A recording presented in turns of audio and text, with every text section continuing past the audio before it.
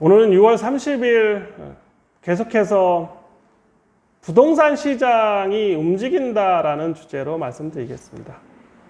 6.17 부동산 대책은 더 많은 슬픔과 어려움을 겪고 있습니다. 서민들이 어려워하고 전월세란이 가중되고 있다라는 게 메인 주제입니다. 물론 지방은 더 힘들어지고 있는데 서울과 인기 있는 경기도 지역은 전세와 월세의 물량이 줄어들고 있다라고 얘기하고 있습니다. 그리고 부동산 값이 그들만의 리그다. 부자는 더 부자를 만들고, 제가 6.17 부동산 대책에서 언급한 내용처럼 이제 콘크리트로 벽을 쳤습니다. 15억을 또는 9억을 기준점을 만들어 주었기 때문에 앞으로 더더욱 9억을 넘는 주택, 15억을 넘는 주택을 소유한다는 것이 꿈이 되어버렸고, 콘크리트 장벽 또는 트럼프가 만든 멕시코 장벽보다 더 높은 장벽을 만들어 놨습니다.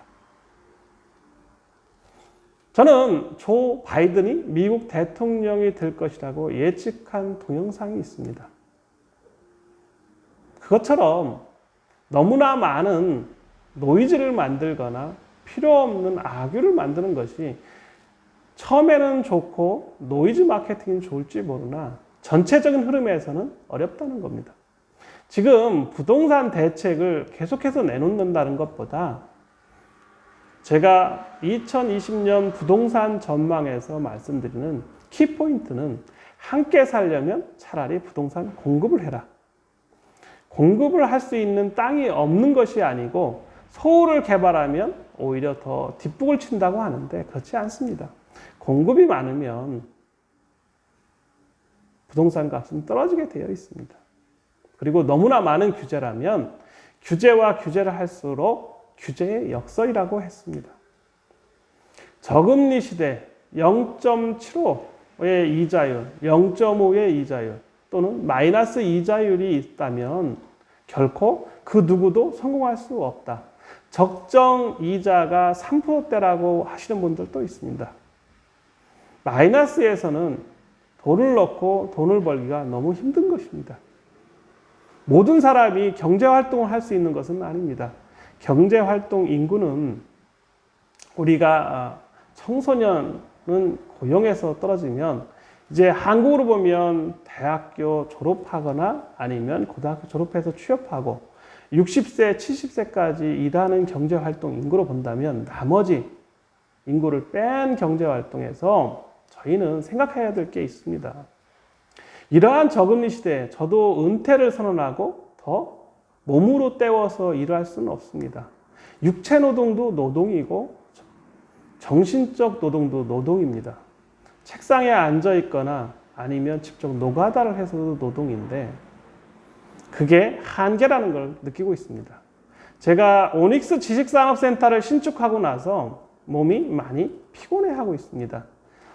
제가 관리 사무실에 조그마한 나무 침대 형식으로 앉아 있을 수도 있고 누울 수도 있는 걸 놓는 이유가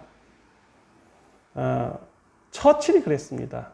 세계 2차 대전 때 가장 피곤하고 힘들기 때문에 잠깐 1분, 5분이라는 낮잠을 자야만 몸이 회복된다고 했습니다. 피곤할 때 바로 피곤을 풀지 못하면 누적될 것 같아서 저도 그렇게 했습니다. 그런데 가상의 세계를 알고 제가 이 영상을 찍어 놓고 6월 30일이 7월 1일에서 2일 사이에 나갈 것입니다. 특별한 편집을 하지는 않습니다. 그냥 한 번도 또 편집을 하거나 자르지도 않습니다. 그대로 내보내고 있습니다. 그래서 이러한 저금리 시대에 저희들이 해야 될 가장 큰 것은 앞으로 더 그렇겠지만 비대면과 저금리 시대에는 가상세계의 비즈니스에 더 눈을 떠야 됩니다. 자기가 잘하고 있는 것을 동영상이나 네이버나 블로그나 페이스북이나 카페에 올려야만 됩니다. 그래서 가장 좋은 예로 부동산이 그렇습니다. 부동산 중개사무실은 자기 물건을 파는 게 아니고 남의 물건을 중개하는 것입니다. 그죠? 자기 것이 아니라 하더라도 사진을 찍어서 올리고 또 많은 사람들이 보기에 노출되게 하는 일입니다. 그것도 하나의 가상의 비즈니스입니다. 그래서 저는 많은 사람들이 오고 있다는 것도 느끼고 있습니다. 어제 같으면 908호를 계약하시다 임대하는데 오닉스 지식산업센터에 대한 궁금함도 많았고 제가 이거를 직접 했다는 궁금도 많았고 또 계약을 막상 하려다 보니 뭐 이러이러한 위크 포인트가 있다라고 지적하시는 젊은 사장님을 만났습니다. 저는 그분을 보면서 기분이 좋은 게 뭐냐면 하나하나 포인트를 찾아가고 얘기하면서 풀어가야 된다는 것이죠. 그래서 저는 아침에 가장 먼저 한 일이 오닉스 지식산업센터의 시행사인 오닉스 시스템이 가지고 있는 거를 저는 가상세계 오닉스라는 홈피에 onyx.co.kr이라는 홈피에 올려놓고 거기에 유튜브를 올려놓고 네이버를 올려놓고 또 페이스북, 기타 네이버 카페, 블로그 또 기타 강의를 통해서 저변을 확대하고 있습니다. 이 DB가 오닉스만의 DB가 아닐 것입니다.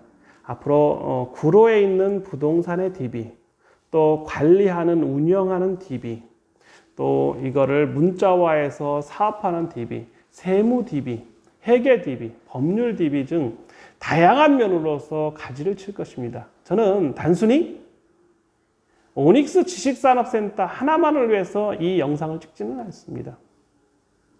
저는 물고기를 잡는 것을 예를 들고 싶습니다. 자그마한 연못에 물고기를 다 잡아야 물고기를 다 잡는 것이냐? 저는 그렇게 생각하지 않습니다. 큰 물고기 하나만 잡아도 다 잡은 거라고 생각합니다. 그래서 저는 은퇴를 했고 저처럼 이제 좀 게으른 사람은 이렇게 가상의 세계에서 얘기를 하는 게 가장 편한 것입니다. 오늘의 가장 큰 주제는 저금리 시대는 계속 지속될 것이다. 앞으로 이게 2년, 3년이 걸릴지 10년이 걸릴지 모르겠습니다.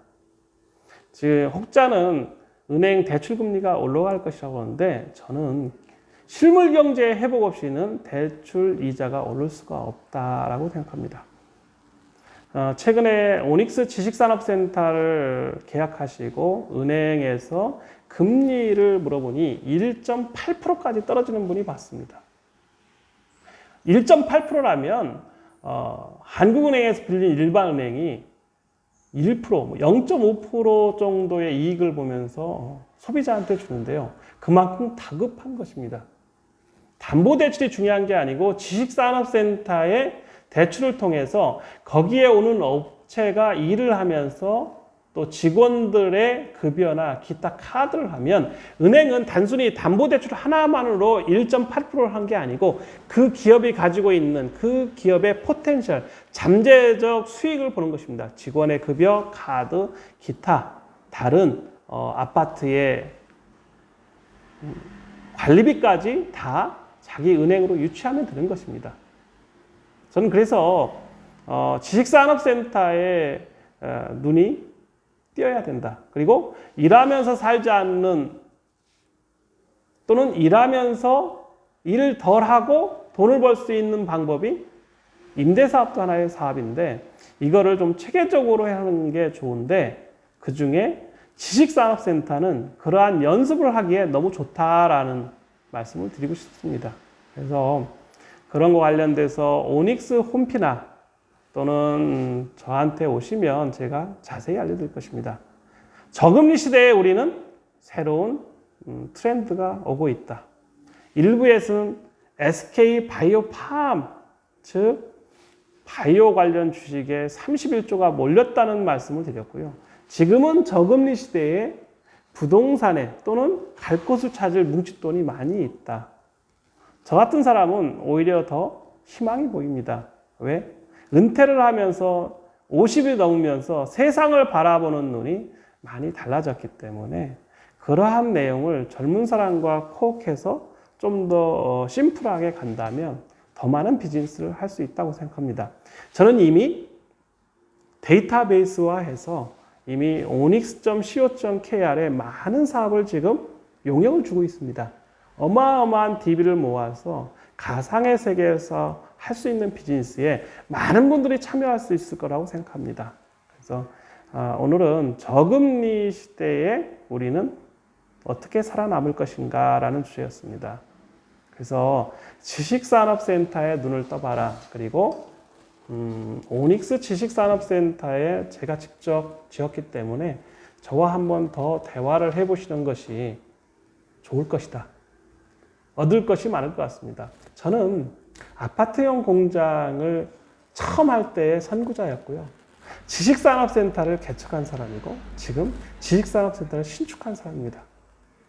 벤처 1세대로 살아남아 있고 지금 오닉스 지식산업센터를 직접 운영하고 있습니다. 관리하고 있습니다. 언제든지 오셔서 함께 미래의 비즈니스, 가상의 비즈니스에 함께 하시길 바랍니다. 감사합니다.